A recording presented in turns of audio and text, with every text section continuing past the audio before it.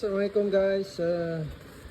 Okey, hari ni saya nak berkongsi ilmu sikit bagaimana nak buat rencah rempah nasi ayam. Okey, saya buat untuk 1 kilo 1 kilo. Okey, jadi saya menggunakan bawang merah. Bawang merah ni lebih kurang 5 ataupun 6 biji. Bawang Holland dalam 4 biji. Okey. 2 genggam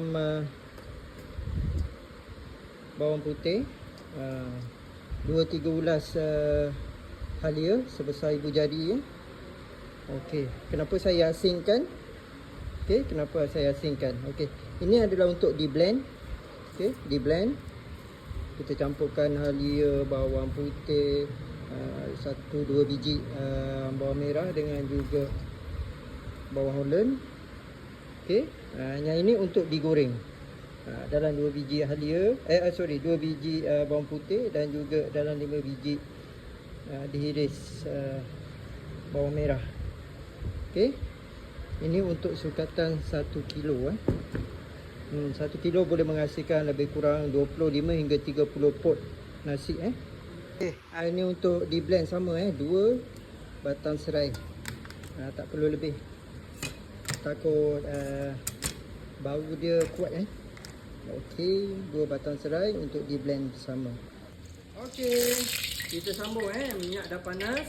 Okey, kita masukkan tadi sedikit bawang putih dan juga irisan bawang merah.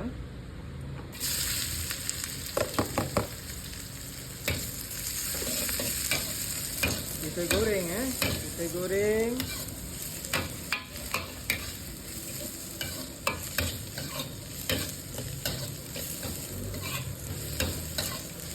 Kita goreng untuk mendapatkan. Lepas tu kita masukkan sedikit mentega.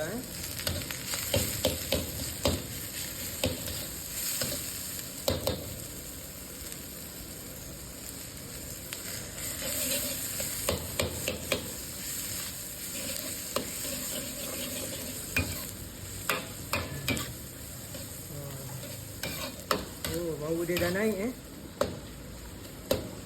Mentega.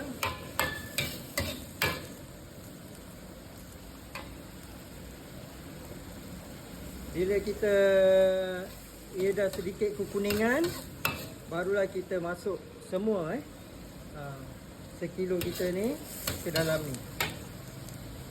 Okey, lepas tu kita masukkan kayu manis. Anggaran dalam 5 hingga ke 8. Kita masak lebih kurang dalam 2 minit bersama dengan kayu manis tu.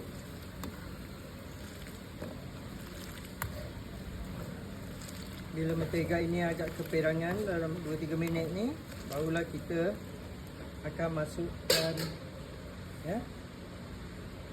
yang kita blend bawang Holland, bawang merah, halia, serai. Okey.